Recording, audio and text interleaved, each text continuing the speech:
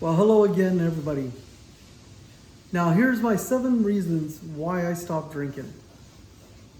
1, it was affecting my personal life, relationships with my marriage, relationships with my family, my job, my financial situation.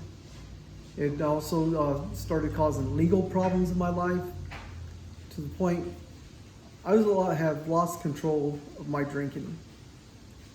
So, first one was my relationship with my wife at the time. I wasn't spending the time with her.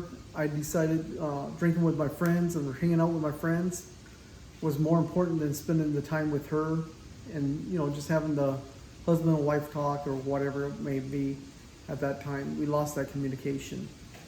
Also, even though we did drink with around each other or with each other at times, but there was times I would go to the bar or go to the nightclub, go hang out with friends and drink, or we both would. And we weren't spending the quality time together, per se. It was, the drinking had really consumed myself. I felt it actually consumed both of us. And also, there was times I would go drink alone. I just would go to a bar, have a drink or so, or go sit outside, have some drinks, just by myself. And so that was a big problem. 2, I stopped really going around my family, stopped going to family things like my nephew's baseball game, my niece's little things that she had going on. I just really pulled away from my family because 1, I was either drunk, 2, or I'd been drinking and I didn't want my family to see me that way. So I was really being, where I didn't really want to be around anybody. I was really just kind of isolating. And so that affected my family. It got to the point where my drinking was so bad that my sister didn't want me around my nieces and nephew. They used to always come over and spend the night at my house and hang out, and because they always wanted to go to Uncle Jason's house. Always wanted to be over there. Well, they called me Bubba. And because of my drinking, and the situation, my sister got to the point where she really didn't want the kids around me or around that. I remember times where the kids would come over to spend the night, and I would have this pitcher that I already made up with alcohol in it. It would be like Kool-Aid with vodka in it, or some kind of mixed drink in it. And then I would have a pitcher for the kids, and I would tell them, "This is Bubba's. You leave this alone. You do not touch it. This is your guys's." It was pretty bad. So that affected my relationship with my nieces and nephew and my whole family. Like when I started getting sober, nobody wanted me around. When I got out, really nobody wanted me around. So I really had I really hit rock bottom because I was losing everything around me. I lost my marriage. Started losing my family. Also, it started to affect my job to the point where I was calling out sick. If I did go to work, I would show up to work after I had been drinking, and I would just kind of play it off, trying to avoid the people so they wouldn't recognize it. If I was to drink at home or at work, I would get like a Powerade, for an example, and drink down about yay much of the Powerade, and then I would go to the Rite Aid before going to work, or on my little break, I would shoot over to Rite Aid real quick and buy a pint, and I would pour vodka in it and mix it, and I would sip on that. So it started to affect my job again, to the point I wasn't going to work, or if I was going to work, I was going to work drinking or drinking on the job without them knowing. Thankfully, I didn't get caught or get in trouble for that. It's nothing to be proud of. As for my financial problems, you know, I was buying alcohol before paying my bills. I would go and I would buy alcohol instead of paying my rent. The rent, you know, when I was married, there was several times the rent was late due to us not having the money. Let's see, what else?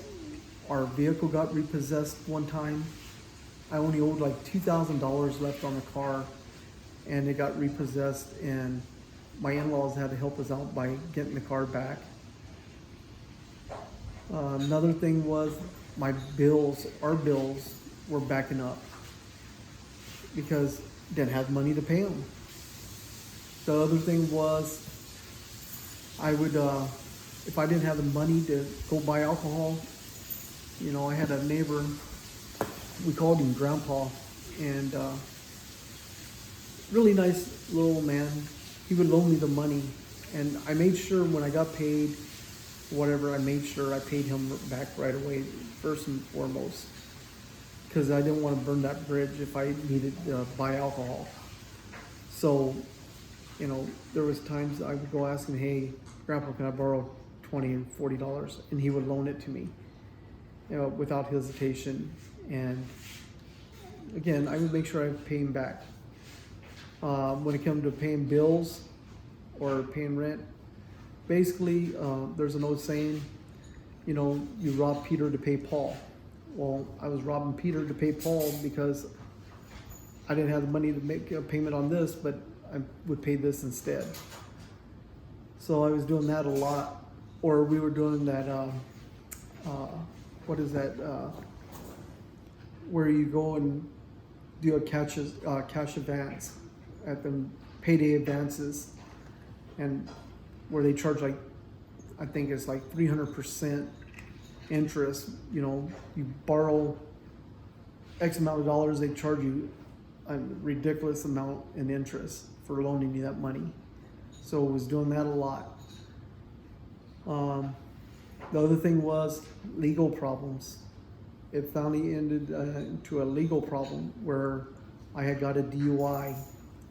And with that DUI, once it was all done and over with, you know, my fine, missing work because of it, my classes, starting and restarting my classes, everything, it ended up running me between $6,000 and $8,000 just for my first DUI. And it was a little higher because I held a commercial license at a time. So because I held a commercial license, they hold you to a higher standard. So because I wasn't in a commercial vehicle, I was in my personal vehicle, but my blood content was 0.15, and legal is 0.08 in California. Well, if you hold a commercial license, no matter where you go, it's 0.04. So I was well over triple what I was supposed to have. And so, needless to say, that ended up affecting my commercial driver's license to the point where I had to relinquish my driver's license commercially. I was unable to get my license back for 18 months. And then once I got my license back, it was just a restricted regular CDL. I didn't have a commercial license at the time, and I had to pay a ridiculous amount to get that back. And then when I decided to go get my commercial license back, that was an additional $6,000. So it was pretty expensive. It cost me a lot of money, my drinking did. And so the other thing was, because I held a commercial license, I relinquished it and everything. I had this DUI over my head. Now that I had got my commercial license back, I went back after 3 years and got my commercial license back. I was running into a problem where it was hard for me to get a job.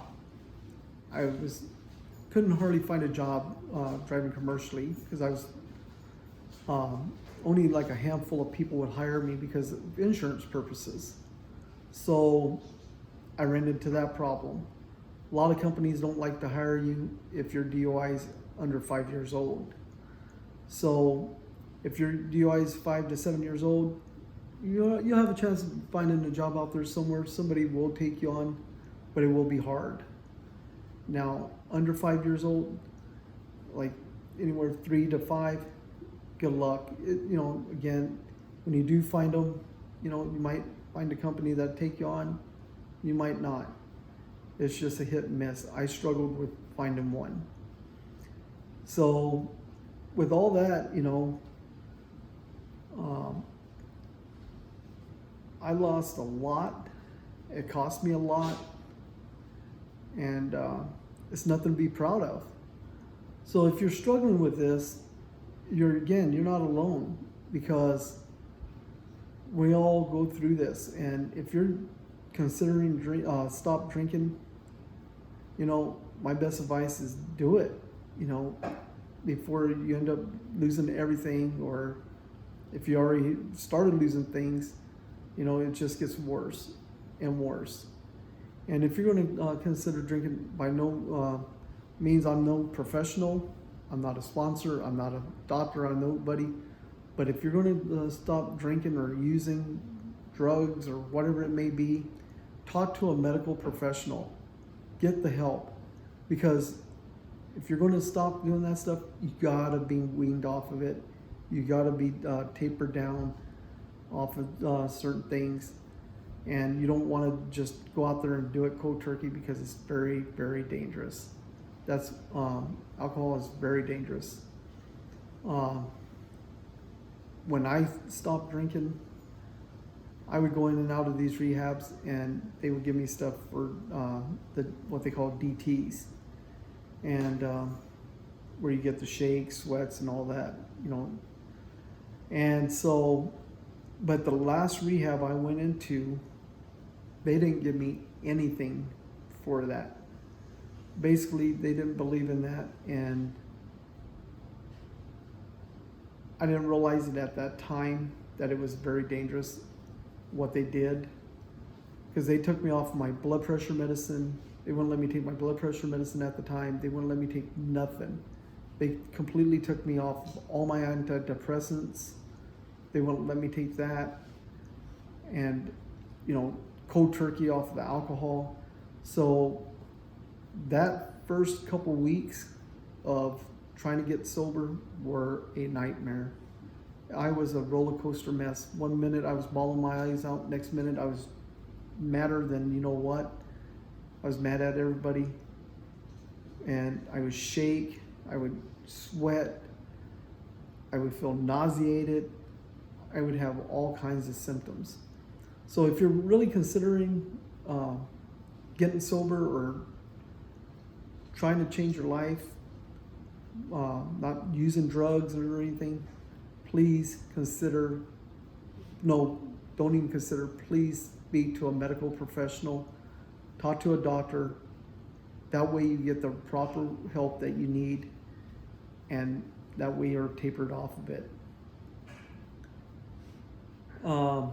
As for being sober, I've enjoyed it so much now than I did when I was drinking. I thought I had a drink to have fun. I thought I had a drink to be able to just hang out with my friends and, at the club or whatever, get out there on the dance floor. And now I don't need that. I enjoy life more now sober than I did when I was drinking. I can remember things. And I remember the first several years of drinking, my mind was just fogged over. It took a while for it really start to get clear. And still to this day, 8 years later, I feel at times my mind's getting clearer and clearer on different things. I'm able to remember things or stuff like that. So with that being said, yeah, my 7 reasons why I stopped drinking, it was affecting my personal life, my relationship, my marriage, my family relationship, my job, my financial, legal, affected my commercial license. I had a hard time finding a job commercially. No, I'm not driving commercially now. I work in a medical clinic. Actually doing security for a medical clinic where we deal with family practice, pediatrics, behavioral health, urgent care, specialty cardiology. We have it all, x-ray, ortho, you name it. It's a big company that I work for, and they have their own security department, and they pay really well, and they got really good benefits. So I've been working for them for the last 6.5 years, and who knows, you know, I might go back to driving. I might go back to driving a month from now, a year from now, 2 years from now. I don't know. I still hold my commercial license, and I'm going to protect it because I don't want to have to go through all this stuff again. I don't want to put my fiance, Lady Wolf, through any of this because it really does take a toll on a family. It really does destroy families. Alcohol, drugs, and everything, you hear it all the time, how they just destroy families.